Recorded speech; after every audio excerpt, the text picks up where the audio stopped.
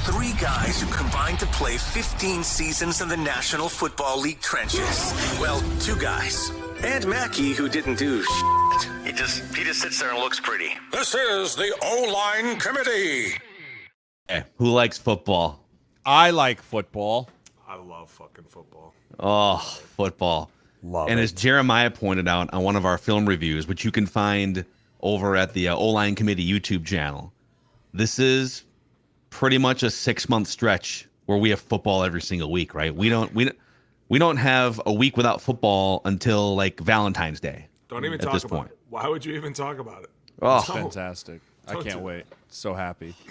such a Nothing blast. Makes me happier than watching football. Besides maybe my kids. Well, maybe. That's debatable sometimes. There are times. I'm a bad parent on Sundays. I'm just a bad parent, right? I'm It's just like, gonna say it. You want to watch your iPad? Sure. You want to go outside with no parental supervision? Yeah, there's someone out there. Yeah.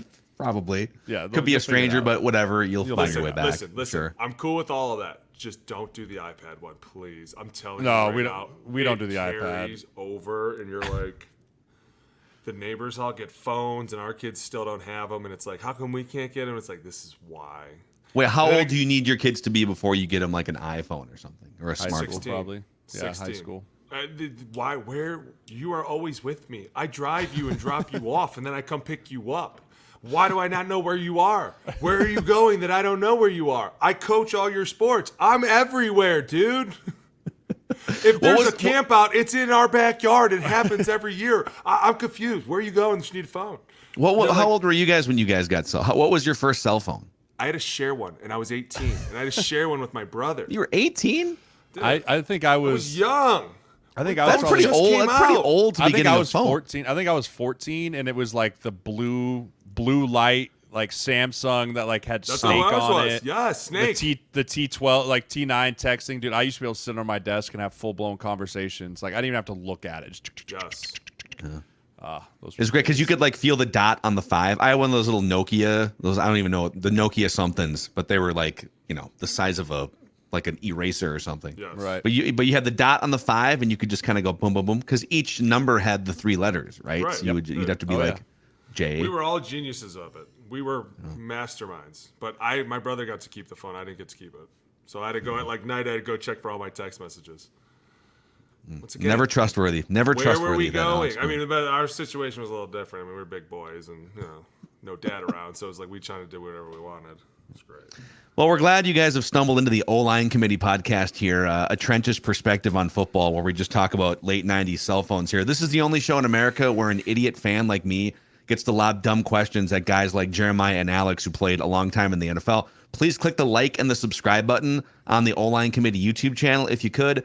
We're almost to 5,000 subscribers as we sit here. We're over 4,500. Just the first summer that we put these episodes out. And then on Apple Podcasts and Spotify, a 5-star rating and a positive review. We'll get to dumb football questions, but let's start with 3 big football headlines for you guys. I'll throw out some headlines. You guys tell me what you think. We'll kick it around. This one I thought was pretty interesting. It's really early to be making this announcement considering how raw this prospect was sort of pumped up to be. Anthony Richardson was named the Colts starting quarterback for week 1, 3.5 weeks before the season started. Going into the draft process, he was putting up some of the most ridiculous testing numbers we've ever seen. He's like 6'4", 255 pounds of 4.3 40. Do you guys think it's a little aggressive to just throw him in the fire week 1, or are you good with this? Go ahead, You Jay. mean I think if you draft a guy that high, like you draft a dude that high, you're gonna live and die with him regardless, right? So you might as well be like, hey, we're gonna put this guy out here, and you got to frame it right. Like, hey, we understand he's raw, we understand we're gonna take our lumps, but like we think he could be great, right? And I bet you the example they're gonna use, and you're gonna hear this, is he's just like Josh Allen. He's just like Josh Allen, right? Josh had to play as a rookie. He struggled. He had his ups and downs, but look where he is now. Right, that's going to be the projection that everyone's going to look at. That's going to be the comparison that everyone's going to look at. I don't know if I agree with it. He's a freak show. He's incredible. I think his arm talent is ridiculous. I don't think he has the accuracy yet. But if he can get the right coaching and he can get the right scheme and everything put together, he has the makings to be an absolutely incredible player. Couldn't agree with you more. I'm definitely not going to compare him to Josh Allen. Not even close to yet. Still just a rookie. But if you look at what Josh did as a rookie, though, was bad. I Josh, agree. I was with him. I was in 2018. I was in Buffalo. He was bad. Right. But, you saw it every week. He was getting better. He had the chances. And I think that's what you're going to see. They're not going to win a lot of games this year. That's not a good team. But that's what you need to come out and say right away. And that's why Correct. I like the fact that they named him starter right now. It's because they're like, listen, this is our guy. There is no more question, right? We're not rolling out with Gardner Minshew. It ain't happening. Nobody came here to play with Gardner Minshew. That's just not what this is. And I'd play with Gardner Minshew. No, you didn't. You came to play with Anthony Richardson because you're like, hey, listen, while this kid is young, and we've talked about it on the show, you're going to have to take your licks, dude. You're going to have to figure this league out. At the same time, that's just the situation you're in. You are clearly the best capable starting quarterback right now for this team. Why? Because you can throw the shit out of the ball, and you're a really good runner. I just saw you stiff arm a defensive end and keep running. Like, these are the things that when you look at him, you're like, okay, he's definitely our starter. This guy could be planted out there and we can make things work. Is he going to take a lot of sacks? Probably. Is he going to learn along the way? Of course he is. But like Jay said, as long as the team sees him learning every week and going, hey, I saw I made that throw, like the interception in the game he made. Hey, I saw I made this throw. I hesitated. I won't do that again. And as long as he doesn't do it again, I'm cool with it, right? Like, I got that going in. Hey, guys, we put a lot of value into this guy. We drafted him very early. We need you guys to rise up with him. That's a whole new situation. That's a, hey, okay, he's coming along with us. We're going to take him. We're going to show him what we know, but it's our job up front to protect him at all costs, like going in. It's a rookie. This dude gets hit, we could ruin his career. At the same time, we could ruin our season, guys. Let's not do that. Let's go out and let's put a good foot out there and be like, whatever comes up here is our problem. You just handle the routes. We will handle all protections. Ryan Kelly's up there situating everybody. Hey, you just worry about the routes. We'll take care of everything. And I'm all about this situation. I love it. It's a fresh breath of air. It's a new start. It's a, hey, we're going to learn as we go. We're going to figure it out, but we're going to kick a lot of ass while we do it. And we're going to lean on our defense. It leans a lot on the defense too to, hey, please put us in good situations. We need a couple turnovers. We need some stops. We need you guys to show up, and we'll take care of the young buck in the back, right? As long as we can get Jonathan Taylor back too. Hey, that's another thing, dude. That's a big one. Like, you got to figure that out. You want to have your bell cow. You want to have your bell cow that you can take some pressure off, not having to make him back there and have to run. Lean on him. Like, you want to lean on that dude, but you got to pay him. If you're going to lean on him, you got to pay him. So real quick, back to Richardson for a second. So you guys have, Jay, you played with Phillip Rivers. Alex, you've played with veteran quarterback Sam Bradford and Alex Smith, right? I'm pretty sure you played with him. Palmer, yeah. Right, Carson Palmer. So when you're going from playing with a guy that's been in the league for 10 years, borderline Hall of Famers, whatever, to having a guy come in here that might not know really anything. He's being thrown into the fire. What is it like for veteran offensive linemen when a rookie quarterback is thrown into the mess like this? It's a lot of what we just talked about. It's the vets getting together and going, hey, going to the OC and saying, hey, we'll take a lot of this protection off of you. Our O-line coach and us are going to come together every week. We will have a formula for you. We will let you know exactly what's going on because it takes a huge part of it off of his plate. It says, hey, you don't have to worry about these 7 guys right here. All you got to worry about is those 4. And if you see something remotely crazy that we don't, and believe me, we're looking really hard. Like, we are fine-tuned, combing everything. Like, what is this? What does this safety look? Who is this guy? Where is he from? What is he good at? Like, it just puts a lot more on us, but at the same time, that's where we become comfortable. Jay knows how to teach offenses better than anyone because this is what we did. We sat in these rooms and we said, hey, you don't have to worry about this. We will take this from you, and we promise you won't get hit. And if for any reason you don't like what we're doing, you can trump us. But just know that we have your best interest at heart, clearly. And we know that going in. When you play with a 10-year vet, a lot of it is just smooth, right? It's right off the tongue. Everybody knows what we're doing. In this, it's a lot more of us talking to each other. Hey, what are we doing? You see that, right? Yeah, I see it. Hey, he's coming down. All right, hey, kill this. Hey, let him know we're killing this. Hey, young buck, we're killing this. We're going this way. We're just letting you know. Like, you're good. The routes are all the same. Everything stays the same. Running back might move over, and all of a sudden we go to it, right? It just takes a lot off of him. Don't worry about what's going on up front. You just worry about what's going on down there. And it just makes them comfortable. Now, when they start getting hit a little bit, they're like, hey, what the hell are y'all doing? All right, hey, we guessed wrong a little bit. It's okay. We're coming back. I'm going to say this, though. He has 2 very young tackles. Right, and that's going to be an issue, right? I watched Blake Freeland, your 3rd-round pick out of BYU. He's the reason he threw that interception.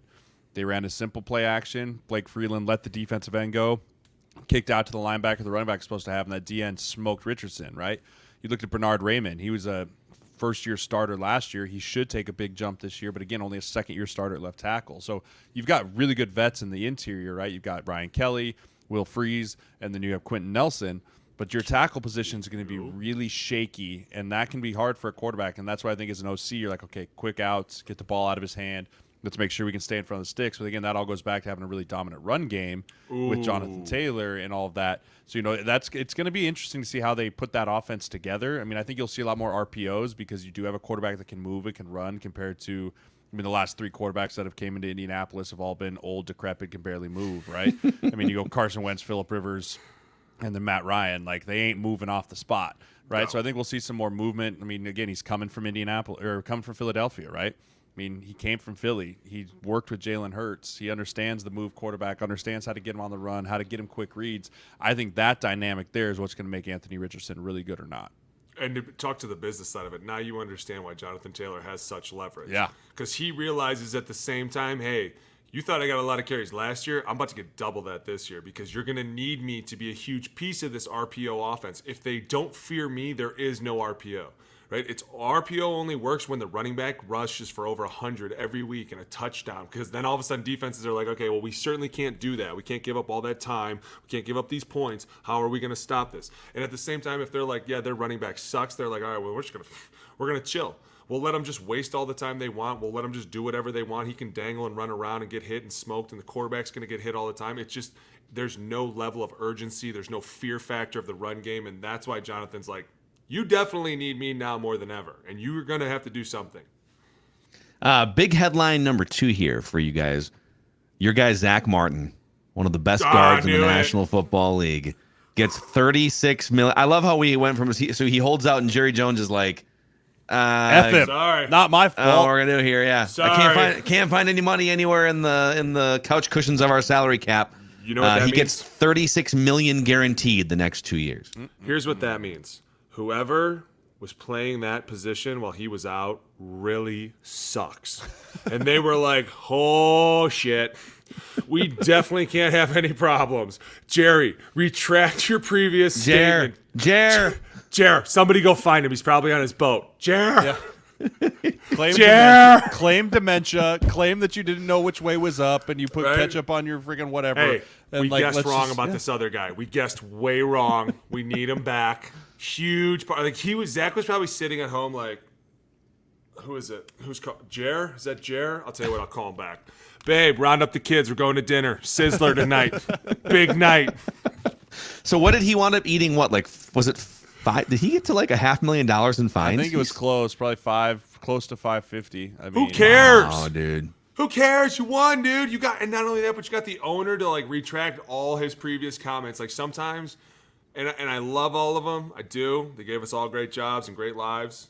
But sometimes when you walk in there as a businessman, you're like, you shake their hand. You're kind of like, I told you you'd call me. I promised you would call me before I called you. I'm confirming that you understand that this handshake means that. And then you're kind of like, no matter what anyone says forever, I took a billionaire and he had to shake my hand. Like, it's a powerful thing to do, man. Dude, and you know what? This is a win for guards. Because guards, running back, we'll get to a running back thing here too. We got to get our tackles, our receivers, our quarterbacks. Like, no one talks about guards. It's a win for all O-line. We are not individuals. We are a unit. It is a win for all O-line everywhere because it just proves once again that no matter what you say about this game, you need us more than anything. No matter what. You just say that. I'm just letting you know. No. Okay. Headline number 3 here, kind of in a similar bend. Dalvin Cook and Zeke Elliott both found new homes in the same division. Shocking. Zeke Elliott, Patriots. Dalvin Cook, Jets. So my question off this headline for you guys is, do you think running backs are getting screwed or colluded against by the system and by the owners and the teams in the NFL? They're not getting colluded or screwed. It's just the nature of what the position is right now. Yes. You see it. It happens, right? I mean, you can thank guys like Todd Gurley. You can thank guys like Melvin Gordon. Like, you can thank these dudes that signed mega monster deals. Zeke's one of them. Right. And then their play just went, right? Like, the NFL's not stupid. They're constantly studying what's going on around the league. They're constantly looking at trends. They're constantly looking at who's the money, who's making what. And then they're also looking at, like, okay, who's having to eat all that money when that player sucks? Right, like who's having to eat that when all of a sudden he's not who he was, and you paid him $18 million, and he's running back like a fifth rounder is outperforming him as a rookie, right? And so that's just part of what the position has turned into. I think that you're always going to pay a good running back around that $6 to $8 million. Like I think that's as high as those guys are going to get, right? Like I think you see Saquon signed for 11, like that's going to be the top end of everything, right? But the other thing is, you're not going to see – I don't think you're going to see a lot more of 3 and 4 year extensions for running backs. I think that you're going to see more of 1 to 2 year, a little bit more money up front, and then it's like once we get there again, let's reassess. Because, like, for example, the Dalvin Cook deal in Minnesota, they locked themselves into a deal where they couldn't afford him anymore. Yeah. Like, they just couldn't afford him anymore. So let's not try and then you have to eat some dead money in that, too. And then feelings come into it. It's like at the end of the day, the Vikings probably would have paid him $7 or $8 million, but then it's like, but there's feelings over the cut, right? It's pride. So, it's pride. Yeah. Like, I'm not going back to you hat in hand. Like, I don't need to. We just talked about it. But I am. The Jets signing surprised me a little bit. Breece Hall must not be back to what he needed to be. He was before the injury. He was one of the 5 or 6 best running backs, maybe one of the 3 best running backs in the NFL. When you pay Dalvin Cook 8.5, like you're not bringing him in there to be number 2, right? He's not a number 2 running back with that. So Breece Hall must be behind the 8 ball in his rehab or not looking to where he needs to be, based off of that signing. That's what I think in my mind. I also think the Zeke Elliott signing for the Patriots, he's just going to be a fantasy stealer. Cliche. He's not going to play a lot. He's going to get inside the 3-yard line. He's going to have 8 yards and 4 touchdowns, and everyone's going to be pissed off. Yeah, he's going to be LeGarrette Blount 2.0. They've been doing that for years and years and years and years and years. Like, that's his MO. I have 5 running backs on the roster. You don't know when I'm going to put them in. I'm just going to put them in and do all different things. One's into pass block. One's into run from the 5 in. One's 10 in. Like, they all have different roles. So that, to me, doesn't surprise me. But the Jets thing, a little bit surprising, especially because, like you said, Breece Hall was one of the best.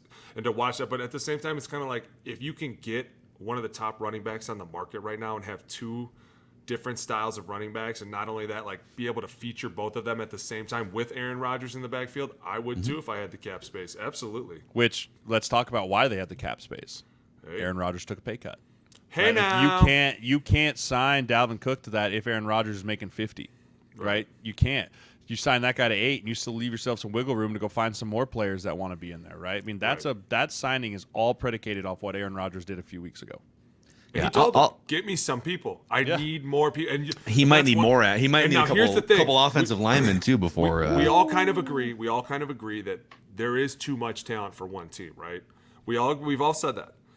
That has its tiny little asterisk in the corner that says when your quarterback is a guaranteed Hall of Famer, you all follow his role. So no matter how badass you think you are, you're never more badass than that one dude right there. So if he's super chill, that means you're super chill, right? Because he's just going to be like, hey, stupid, shut up. You don't see me talking. Why are you talking? Stop. You know what's funny about that? I don't know if you guys have watched the first 2 episodes of Hard Knocks yet. No. So I have. I watched the second one. What do you mean you refuse to? I don't watch that. It's why? No, it's interesting. Elaborate. I get sad. Okay? Refuse is a big word. Elaborate. I refuse to. I get sad watching that stuff. I start turning it on and I start remembering all the games that we played and then all the silly, stupid things that we did. And I'm like, God, man, so I it's can't triggering. do this. It's like triggering for you. It is hard. It's an emotional trigger for Alex. They start laughing like we used to laugh, and I'm like, I remember that laugh. I remember that's the "you're an idiot" laugh. I remember that. I don't get to do that anymore. And they're like cussing each other out. It's too fresh still. I feel like Jeremiah's kind of moved on. Alex, it's too fresh for you. How about one more comeback, dude? Let's do it one more time. Let's put 60 pounds back on. I've seen that knees. The amount of waivers he would have to put on his body in order to get back in the league. They'd basically be like, listen, you're going to die out here, and it's not going to be our fault, and we're not going to have to pay you anything. But if you want to sign it, you can. And he'd be like, yeah, sure. And Dan would be like, hey, Booner, you idiot. You have a family. You have a family and children and a wife that sometimes loves you. Like, you should just stay home. Very minimal time. Minimal times. Oh my gosh! I guess what I was gonna say is Rodgers is super calm, chill, and fun during like the practices and the films, but then like when things are going poorly in the joint practices or the games, he can get a little.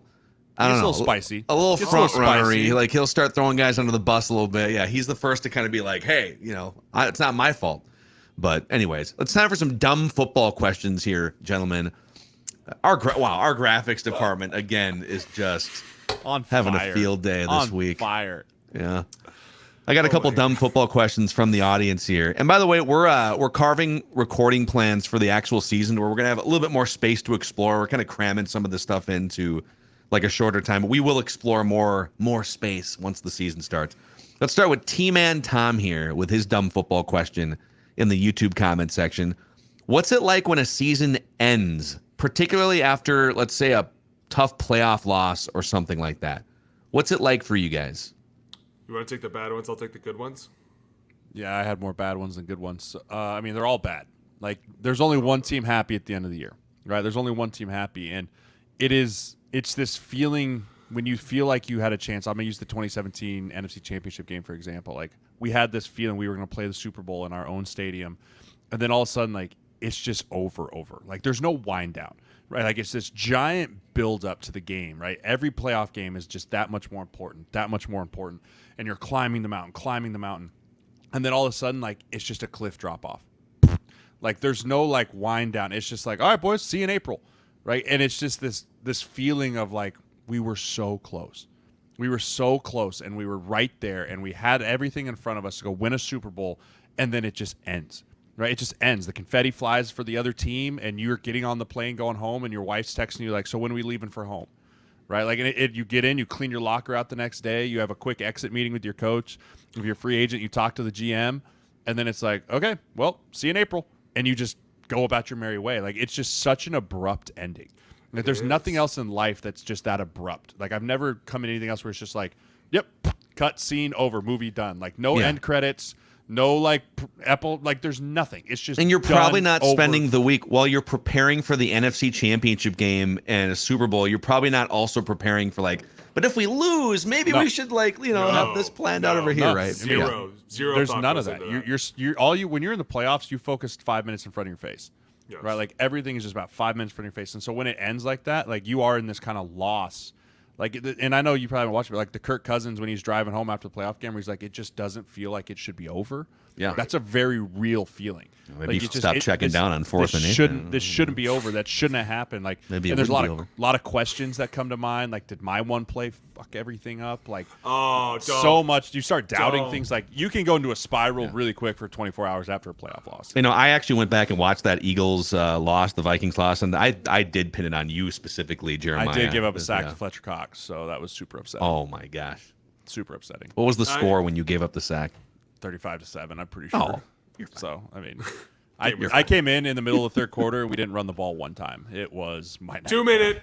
We've been there. Hey, we've all been there. Middle of third quarter running 2 minute. You know the game is way out of hand. Exactly. No, but it's like Jay said, it's super fast abrupt. And then when you're going upstairs, because I always remember the feeling of like walking upstairs and you just see trash cans full of paper and plays and defenses and everything, and everyone's just throwing everything away and nobody cares about anything and everyone's super depressed and pissed off, and you're like, so I come back tomorrow, right? And they're like, no, you don't, stupid. We lost. You're like, so I come back in 2 days then? Like, I'm confused. Do I recover for tomorrow? What do you mean we? And he's right. When you play poorly, because I remember there were some really gut-wrenching ones. We lost to Seattle, obviously, when Richard Sherman did the choke sign. And I mean, just sitting on the plane being like, so many things we could have done better and so many plays that I wish, and we remembered it was going to be so much better than it went, and we didn't expect them to do this. And the problem is, and this is too, like when you're in the middle of a big game like that, you can't sometimes see the tree for the forest. You're seeing everything and you're like, where is the problem? And then the minute the game's over, you're watching the film and you're like, am I the dumbest person alive? It's right here. Why? It's because in the game you're like you're looking at everything but what you're supposed to be looking at. You're like, I don't get who's messing this up, and it's so much on the line, and everyone's asking the same question: where's the problem? And nobody can see it. And the minute we all get on the plane, we're watching it like 6 at a time, and it's like, you guys all see the problem, right? We all see it now. First play I saw it, and you're like, God, this is destroying me. And then the whole offseason you're thinking about it, and the worst is when you come in, and this really only happened when I came here. I walked in OTAs, and they were like, oh, get ready for this one. It's going to be great. We're going to talk about all the low lights from last year. And every week they pulled up every single game, like week by week by week, Oh, and they went over painful. every single bad play. So all the new guys knew all the shitty players quickly. Like all the guys messing up and doing the same exact Did that thing. happen anywhere else other than No, Minnesota? Remember, and this is something that I thought about this last week that we should have talked about, and I'm glad it came up like this. There's a saying in the NFL, and this saying bothers me more than anything: water under the bridge. The minute the season's over, they're like, dude, it's water under the bridge. Let it go. And you're like, I can't, though. It's bothering me how much we tried and we just messed up this tiny little thing. Like, it's just, and they're like, dude, water under the bridge. You got to let it go. But the minute I came here and they were like pulling everybody up and, they pulled up like the grade sheets, and I was like, man, they are really, really going hard about last year. They really are mad about last year. They are pissed. But I feel like sometimes the water under the bridge, and looking back, once again, I couldn't see it then, but I see it now. It's them going, hey, man, we can't hang on to everything. Right? Like, we all mess up. We're all human. That's why we play this game. That's why we try as hard as we can. And sometimes you lose by like this much, and it's the most painful thing. And it really is, because it sits you forever, just forever on your mind. But the coaches are like, dude, you got to let it go, because it will fester into something insanely crazy in your mind. And you're like, I don't even know how I got here, but I'm thinking really crazy thoughts now. And suddenly, like, I remember guys would be like, dude, I just don't think I should play anymore. I just don't think I can do this. You're like, dude, it's the middle of May. They're like, I'm just watching that game from December, and I'm feeling really some type of. You're like, dude. Now I see why they were like water under the bridge. Like, just let it go. We'll move on. The other part that's not football related is, like, that team will never be the same. Right. Right. Like that's another thing. Like, in college, you're like, okay, we're gonna lose some seniors, but like, I know who my core group's gonna be, like, and everything. But like, when you finish a game in the NFL, like, that roster is immediately getting turned over. Right. Immediately, right? Like, guys are going to be gone, and you don't really know. And so, like, you leave, and then you leave the facility, and then you're like, man, am I ever going to see that guy again? Right? Like, am I ever gonna run into that human being again that I just spent the last 5 months every single day with, and saw them every day, sat in the cold tub, know about their family, went over to their house, and then I may never see them again. Hey, here's what I want to know from you guys. Who's someone that you wish you saw more of? Someone that, man, I had a great year with that guy, and I haven't seen that guy in a long time because we're not teammates anymore. Do you have anyone like that? There's a guy that weighs like super heavy on my mind, and I think about him a lot. My wife brings it up to me that I should call him, but like, one of the guys, and we didn't always end on the best terms, and a lot of that is this game is such a mental, and it messes with you, right? Like, it makes you really believe at times that you're all brothers, and when someone lets you down, like, they cut the core out, and you're like, dude, this. How could you have done this? But like, Anthony Davis was one of those guys. It was just a great human, great dude, very different and interesting in his own way, and I loved everything about him. But like, when I left and he left, it was like one of those, just like Jay said, I don't think I'll ever see that guy again. And it's kind of like hurtful at the same time, because you're like, I just spent the last 5-6 years with this dude, and I'm never gonna talk to him again. And you're like, but that's the nature of the beast. And it's weird because we all know that. It's like, we all know that we're going to go to different teams and make new friends. And we don't have time to sit around and be like, hey, buddy, how's life? How you been? How you doing? How's the wife? Kids good? You're like, because you're so entrenched with football all day. And when you're not, your wife and kids are on your mind all day. So you're like, I don't have time to do all this. And if you run into each other, you end up hugging. And you're like, it's my best friend forever. Your wife's like, I've never heard of this guy. You're like, kidding me? Seen him naked. I know this guy better than anybody. This is my dude. He hangs a little left, huh? Let's go. Doesn't look as good as me, I promise, babe. I think for me, it's Jerick McKinnon. Like, Jerick was a guy in 16 and 17 that he grew up with us, right? He wasn't the featured back. Yeah. Adrian was in, and then all of a sudden he was the dude, and he killed it. And he was a guy that was always in meetings. He was always in the OLine meetings with the run game install. Like, we hung out off the field a few times. Like, he came over to the house. Like, him and I came over. He just came over one night, just the two of us. We just watched football together. Like, and it was like a weird thing. Like, we weren't great friends, but like, we had a lot of respect for each other. And like, I loved hanging out with Jet. Like, I loved hanging out with Jet. And he's a guy that I still like. His Snapchats are insane. He's an insane human being. But like, I love that guy. I love that he's had the success because he got paid in San Fran, got hurt, didn't get to play, and then he went and won a Super Bowl with KC, got paid again in KC. Like, just Great super dude. happy for that dude. And that's a guy I wish I hung out with more. Hey, how about this one? And I'll give you one for both of us. Sam Bradford. Sam was the dude. Hey, that was our dude. Like, you want to talk about the Big Lebowski, the dude, he was the man. Like he was so, but we all knew that when he was done, he was just going to disappear. Yeah. He He told us, he was like, listen, don't ever call me. Don't ever text me. And every now and then I'll text him and be like, miss you, bro. Does he respond? Yeah.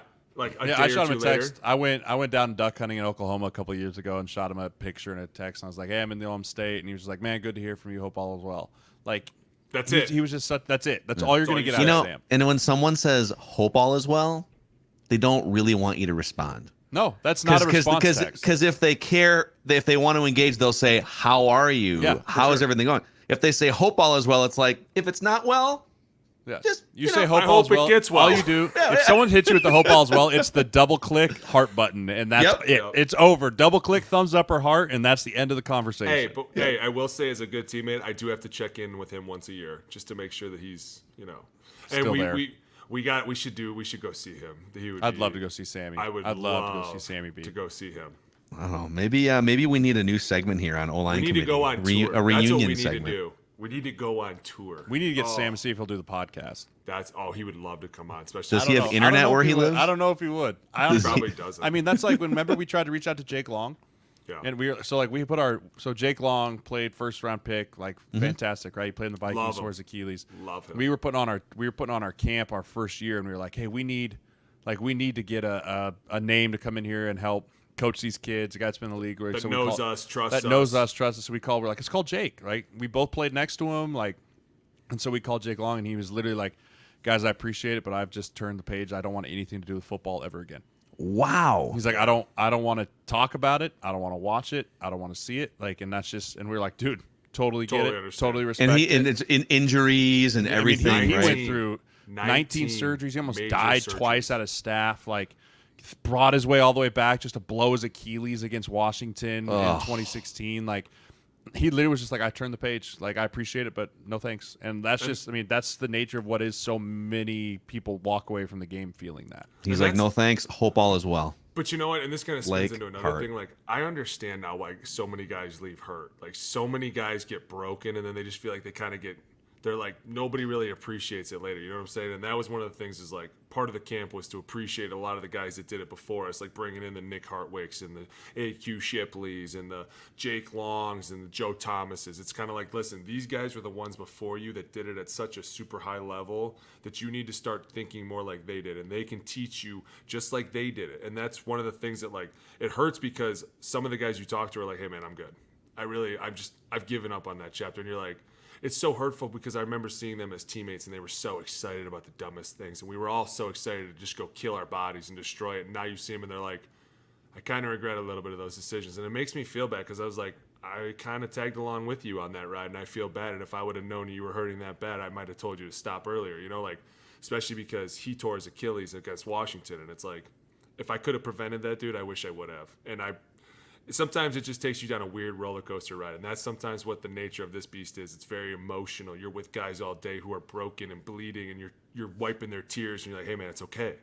No one sees you in your helmet, right? Like, I know, but that's it. It stays with us, right? And that's why this unit's always so close and so like brotherly with each other, and always looks out for each other. Never lets anyone do anything stupid. Always has each other's back because you are broken, and you're looking at the guy like, hey, I'm broken too. Let's go out and break each other a little bit more, right? Like, how far can the human body go? I don't know. Let's find out. And then let's maybe never see each other ever again after the season and that's ends. the thing, What's and crazy. that's the part. That's the part where it's like that stuff happens in a season, right? Like you are in each other's minds. You've seen each other highs, lows, like, and then all of a sudden it's just like when it ends, it ends. Everyone's gone, right? And so now like you carry that stuff home with you, and now like I don't know how guys that didn't have a wife like did it, right? Like, my wife was an all-star. Like, I'd come home broken and she'd be there to help me and help me mentally, physically, like. But these guys that like don't have wives, like, that's where you see guys get into trouble because you're looking for someone to have that bond that you had with in the season, and when it just ends and it's over, there's this huge void in your life. Like a big time void in your life that you have to find something to fill it with, like something, because it's a long time till April. It's a long time till you're back with those dudes again. Screw Looks it, like Sirles, I'm back, dude. 60 pounds, you're repping me. Dude, let's go. I'm back. I talked myself back into it. He just put on 20 pounds already in this episode. I get so excited thinking about it. We got a homework assignment. We got to track down some of these. Let's make a list. Who are we going to track down? Bring them back into your lives. We got to do it. And Anthony Davis, Jerick McKinnon, Sam Bradford. If Mike you have Upati. technology that supports this, Mike Upati. We'll get it set up. There's your dumb football questions, your OLine Committee podcast. Keep sending us your dumb football questions too via the YouTube comment section, and we'll keep getting to as many as we can. And a 5-star rating and a positive review on Apple Podcasts and Spotify. Plus, click like and subscribe on the OLine Committee YouTube channel. This is an offensive line lifestyle and therapy podcast. Phil, Jeremiah, Alex.